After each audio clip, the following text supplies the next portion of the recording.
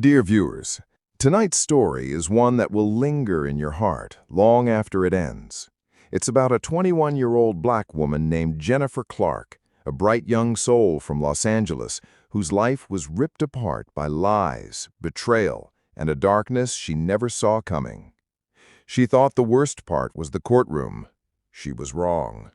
The real nightmare began behind the walls of Silverwood Women's Correctional Center, where silence became her only weapon. But what she did with that silence changed everything. Want to know how she fought back without ever lifting a hand? Stay with me until the end. And if her strength moves you, please like, comment, and subscribe for more true stories like this. Let's begin.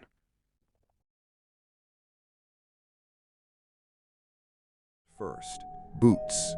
Not the hurried, loud kind that clattered across the prison floors when alarms rang. These were slow, measured, deliberate. The kind that told you the person walking wanted you to hear them. Jennifer Clark lay on her narrow bunk, eyes open, staring at the cracked ceiling above her. She didn't need to see him to know who it was. Still awake? The voice floated through the dim hallway, low and casual. Officer Mark Davis. He always came at this hour, just before midnight, just after head count, when the cameras blinked and most of the prison slept. Jennifer said nothing. Davis stood at the bars, arms folded, his face half lit by the corridor light. His smile was thin, his eyes empty. "You never talk to me anymore. That's not nice." She didn't move. "I brought you something." He slipped a folded piece of paper between the bars and left without another word. His boots echoed down the hall until they vanished. Only then did Jennifer move. She picked up the paper with trembling fingers. A crudely drawn heart, her name scrawled inside. Jennifer shut her eyes. Not again.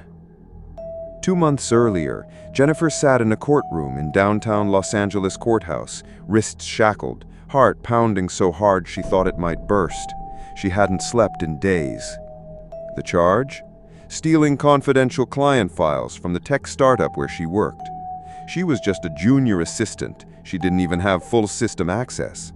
But when the company was hacked and someone sold the data, they needed a scapegoat. Her boss, James, handed over fabricated login records and testified under oath that she'd done it for cash. "She's smart," the company's lawyer said to the jury. "Smart enough to cover her tracks. Quiet. Cunning." The judge, Alan Price, bought every word. 16 months, he ruled. Jennifer's mother, Margaret Clark, sobbed quietly in the back row. Her public defender mumbled something about appeals, but Jennifer barely heard him. Her life was over in that moment. They took her away in silence. Silverwood Women's Correctional Center was a graveyard for hope. The air stank of bleach and despair. Her cell was barely big enough for the cot and steel toilet. There was no privacy, no softness, no warmth. Jennifer stopped talking, stopped eating much, slept in her uniform, curled into corners as though she could disappear. That's when Mark Davis noticed her. At first, she didn't realize it, but he saw her, always. One night, returning from laundry duty, she heard his voice behind her. "Clark." She turned. "You dropped this." He held out a candy bar. She hadn't dropped anything. Still, she took it. She hadn't tasted chocolate in weeks. The next night, he stopped by her cell. "You all right in there?" His tone was soft, almost kind. She nodded. "You're too young for this place, too soft." She looked away. He chuckled. "If you need anything, you come to me." She didn't answer. But he didn't stop. He brought her extra soap, a comb, a paperback novel. He remembered things she mentioned once, her favorite snack, a band she liked. It felt wrong, too careful, too practiced. Jennifer had seen enough crime shows to know where this was heading. One night he asked, "Why don't you smile anymore?" She wanted to scream. Instead, she muttered, "Because there's nothing funny in here." He laughed. Fair enough. But he kept watching her, watching how she walked, how she read, how she breathed. He was waiting for something. She told Olivia the next day. Olivia was in her 40s, wiry, sharp-eyed, the only inmate on the block who never asked questions, but noticed everything. "He hasn't touched me," she whispered. Olivia's eyes narrowed. "He will." "Why don't anyone report him?" Olivia snorted. "To who? The other guards? The warden?" She leaned in. "Listen, you got two choices. Stay quiet and survive, or we get smart." "What do you mean?" Olivia pulled a tiny recorder from her waistband. "Officer Karen Lopez is on our side. I'll get this to her. You just need to get his voice saying something." Jennifer's stomach churned. "I can't let him." "You don't have to," Olivia cut in. "Just let him talk." Jennifer took the recorder with shaking hands. 2 nights later, Davis came again. This time he brought coffee. "Thought you might miss the taste of something normal," he said. "You're different," he murmured, stepping closer. "You make me feel like a man again, not a guard, not a machine." Jennifer stayed silent. "You know how long it's been since I touched someone I actually wanted?" His hand brushed hers. Her pulse pounded in her ears. "I could keep you safe in here, make things easier, but you gotta give me something too." She swallowed hard and, under the thin blanket, pressed the tiny recorder's button. "You're beautiful, Jennifer. Waist and all that behind these bars." He leaned closer, lips grazing her ear. She wanted to vomit. Then his radio crackled. "Post 4, report to intake." He sighed. "Next time." And he left. Jennifer collapsed onto her bunk the second he was gone, pulled out the recorder, and ran it straight to Olivia. Olivia passed it to Officer Lopez during kitchen duty. That night, Davis didn't come. The next morning, 2 state investigators walked into Silverwood. By evening, Davis was gone. 2 other women, including Sophia Torres, came forward. The candy, the compliments, the subtle threats, they'd lived it too.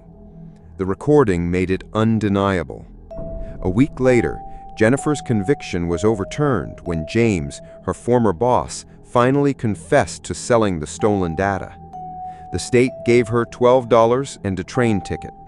She stood outside Silverwood's Bates in civilian clothes, the sun on her face for the first time in 6 months. She should have felt free. She didn't. Home in Eastwood was too quiet. The mattress was too soft. The walls too bright. She kept her prison toothbrush, wore baggy clothes, tied her hair back. Her mother tried to help, but Jennifer was trapped in a different cell now, one inside her mind. One day she picked up a pencil and wrote, "He wanted something from me, and I gave him silence." She wrote pages, tore them up, wrote again. No one could truly understand. Freedom felt like another kind of prison. No one had looked at her like Davis did, and that haunted her most. He hadn't touched her body, but he'd taken something worse. He'd made her feel seen, just to remind her how invisible she really was. On the 1-year anniversary of her release, Jennifer didn't go out. She didn't answer calls. She didn't go to therapy like her mother begged. Instead, she pulled out the orange prison jumpsuit she'd hidden under her bed, folded it neatly, sat on the floor of her closet with her notebook beside her. The last page was blank, save for one line. It never really ended. That is how Margaret Clark found her.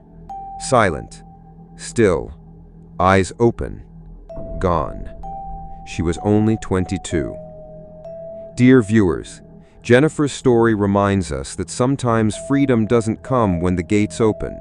It shows how silence can protect you, but also how it can consume you. Do you believe her story really ended here? Or is there more to uncover, more to tell about what happens to survivors like Jennifer? If you want to see part 2, where we reveal what came after and explore the fight for justice beyond prison walls, Comment Part 2 below and tell us where you're watching from. Your comments help us know you're ready. And if this story moved you, like, share, and subscribe so you don't miss what comes next.